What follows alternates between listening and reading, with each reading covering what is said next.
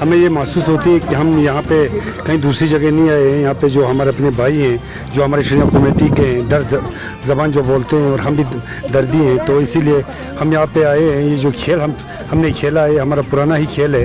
ये हमारा दर्द कौम का जो खेल था, ये आज हम लोगों ने खेल के आप लोगों को दिखाया है। क्योंकि 2022 में भी हम आए थे, इससे पहले 50 साल पहले यहाँ की कौम, श्रीन कौम जो भी हो, जहाँ भी हो, ये सारे खेलते थे। हमारी बादशाहों का खेल है और इसलिए हम बड़े खुश हैं। लेकिन हमें एक महसूस ये हो रही है कि हमारा ये जो द्रास गुरेज का जो रोड है, ये बिल्कुल नज़दीक रोड पड़ता था हमें, जो कि अभी हमें 300-400 किलोमीटर तय करके आना पड़ता है। अगर ये रोड होता जहाँ हमें 6 घंटे लगते हैं, वहाँ हम 2 घंटे में पूछने वाले थे। इसलिए हम आला हुकाम से, यहाँ के DC साहब से, हमारे चीफ मिनिस्टर साहब से, प्राइम मिनिस्टर साहब से ये गुजारिश करते हैं कि ये जो द्रास गुरेज का रोड है, इसको जल्दी से जल्दी खोलने की कोशिश करें। क्योंकि हमारे आपस में भाईचारा है, हमारी बरादरियाँ हैं, तो जब हमारे एक दूसरे की जब कमेटी में हम मिलते रहेंगे, तो हमारी रिश्तेदारियाँ भी, बरादरियाँ भी बढ़ती रहेगी। क्योंकि हम सब श्रीन कौम में, द्रास में जो रहते हैं, वो भी श्रीन दर्दी कौम है, और यहाँ जो गुरेज में रहते हैं, वो भी दर्दी कौम के हैं। इसलिए बाकी जो पोलो का मसला है, पोलो के सिलसिले में हम ये कहते हैं कि यहाँ के जवान भी कोई पोलो के लिए पोलो खेलने में कोई ये प्रॉब्लम नहीं है।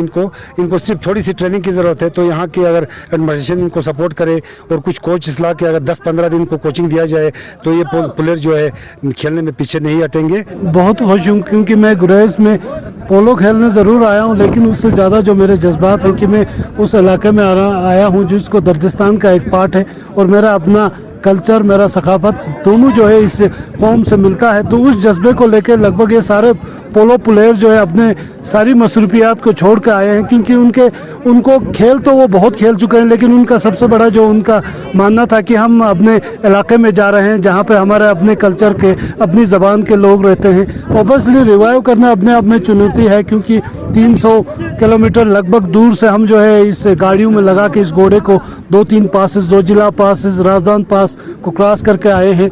तो काफ़ी कठिनाइयाँ हैं, लेकिन जहाँ पे हमारा शौक़ हो, जहाँ हमारा अपना कौम का खेल का रिवाइवल हो, क्योंकि ये दर्दों का खेल है।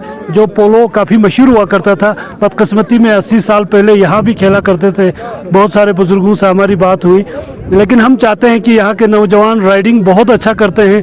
अगर यहाँ सरकार कोचिंग उनको दे तो हम कोचिंग देने के लिए तैयार हैं। अच्छे राइडर्स को हम अच्छे पोलो प्लेयर्स बना सकते हैं। ये हमने MLA को भी बोला है, DC साहब को भी बोला है, DC को भी बोला है, और मैं आपके माध्यम से हर इंटरेस्टेड लोगों को बोलना चाहता हूं, क्योंकि राइडिंग करते हैं यहाँ पे, अगर 10-12 दिन इसको प्रॉपर कोचिंग करें तो हम पोलो प्लेयर्स यहाँ से भी पैदा कर सकते हैं। बाकी बहुत खुशी आ रहा है, क्योंकि कहते हैं ना, डर के आगे जीत है। बहुत डर तो ज़रूर है, ये गेम काफ़ी रफ गेम है, लेकिन जीत की खुशी में जो है यहाँ हमारे पोलो प्लेयर्स यहाँ पे आए, और हम यहाँ की एडमिनिस्ट्रेशन का, यहाँ के लोगों का ज़ाती तौर पे मैं शुक्रिया अदा करता हूँ, जो जज्बात दिल से जो है हमारे पोलो प्लेयर्स को जो है काफ़ी हौसला दे रहे हैं, उनको सपोर्ट कर रहे हैं। मुझे लगता है कि इस तरह की सपोर्ट से एक वक्त ऐसा होगा कि ये इलाका पोलो के लिए भी जाना जाता है, जो इतना खूबसूरत है। क्योंकि कठिन तो बहुत ज़्यादा है, क्योंकि ये दुनिया का सबसे ओल्डेस्ट गेम, सबसे फास्ट गेम है, और इसमें 2 कम्बिनेशन का होना, मैन और एनिमल का कम्बिनेशन होना बहुत ज़रूरी है। लेकिन यहाँ पे इजी इसलिए है क्योंकि ये इलाके में ऑलरेडी घोड़े को लोग पालते हैं और घोड़ों में राइडिंग करते हैं। तो राइडिंग इसका बेसिक है। पोलो में जब तक ना आप प्रॉपर राइडिंग नहीं सीखोगे, आप पोलो बिल्कुल भी नहीं खेल सकते, क्योंकि आप शॉट के चक्कर में जो है घोड़े से बाहर चले जाएंगे, या आपको दूसरा प्लेयर पुश करेंगे, आप गिर जाओगे। तो यहाँ राइडिंग अच्छी है, तो यहाँ हमें सीखने में ज़्यादा टाइम नहीं लगेगा। अलबत्ता 10-15 दिन का एक बेसिक कोर्स अगर उन राइडरों के लिए होता है, मुझे लगता है कि 1-2 साल में वो अच्छे पोलो प्लेयर्स बन सकते हैं। यहाँ first of all welcome to Gurez and welcome to this tribal national tribal festival. जो आज की गेम खेली गई पोलो, हमारे एंसेस्टर्स लाइक हमारे ग्रैंड पेरेंट्स वो सारे बोलते हैं कि ये गेम कभी हमारे यहाँ भी खेलती जाती थी, ये हमारे कल्चर का हिस्सा थी, हमारे कल्चर का पार्ट था। लेकिन अनफॉर्चुनेटली जो फिर ये हमारे कल्चर से लाइक किसी तरीके से कोई वजूहात रही होंगी जिससे हमारे कल्चर से दूर हो गई।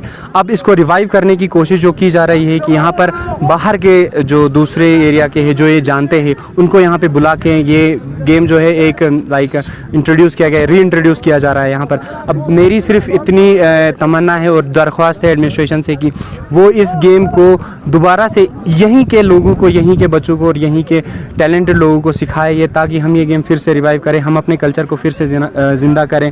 और क्योंकि लाइक हमारे ग्रैंड पेरेंट कहा करते थे कि इसकी जो बॉल थी वो एक लकड़ी से यहीं पे मैन्युफैक्चर की जाती थी, इसकी स्टिक्स यहीं पे मैन्युफैक्चर की जाती थी। हमारे एंसेस्टर्स के पास हॉर्सेस ऑलरेडी हुआ घोड़े ऑलरेडी हुआ करते थे। तो ये गेम आज भी वापस हम रिवाइव कर सकते हैं। जस्ट हमें सपोर्ट चाहिए एडमिनिस्ट्रेशन का, हमें अच्छे ग्राउंड्स चाहिए, अच्छे इक्विपमेंट्स चाहिए और अच्छी गाइडेंस चाहिए। सबसे इंपॉर्टेंट चीज़ उसी की है, हमें अच्छे कोच और गाइडेंस चाहिए जो हमें ये गेम फिर से रिवाइव करनी है। उस पॉइंट ऑफ व्यू से देखेंगे तो ये गेम फिर बहुत जल्दी और बहुत ईजिली रिवाइव हो जाएगी अगर हमारा वो कनेक्शन मिल जाता है, अगर हमारा कल्चरल लिंक हो जाता है इनके साथ। तो ग्राउंड की बात की जाए, अगर हमें सीखने की ज़रूरत है तो सबसे पहले हमें इंफ्रास्ट्रक्चर चाहिए, और इंफ्रास्ट्रक्चर में सबसे हमारे पास पहले ही चीज़ जो होती है वो ग्राउंड होती है। और हमारे पास अगर हम इस ग्राउंड की बात करें तो ये किसी भी गेम के लिए अभी हमारे पास क्वालिटी ग्राउंड नहीं कह सकते। ये जैसे एक जगह है जो प्लेन की गई है, उसके बाद इसको कभी ना देखा गया ना कभी इस पर काम किया गया। एक प्लेन सा एक ज़मीन ली, उसको सीधा किया गया, बस उसके अलावा इस पर कोई काम नहीं हुआ है। इसी की सबसे जो हमारी लैगिंग होती है, अल्हम्दुलिल्लाह I have played in many different stage, तो लेकिन जो लैगिंग है हमारे पास वो हमारा ग्राउंड है। अगर हमारा ग्राउंड अच्छा होगा, हमारे यहाँ से भी बहुत अच्छा प्रोडक्ट निकलेगा जो आगे जाके अच्छी जगह पे हमें रिप्रेजेंट करेगा या हमारे स्टेट को, हमारे नेशनल रिप्रेजेंट करेगा। तो ये चीज़ हमारे सबसे पहली जो चीज़ है वो हमारे लिए ग्राउंड होगी। अगर इस चीज़ पे फोकस किया जाए, हमारा यहाँ से एक अच्छा लॉट निकल सकता है डिफरेंट गेम्स में। मजीद मुनफरिद और दिलचस्प वीडियोस के लिए हमारी YouTube चैनल जरूर सब्सक्राइब करें।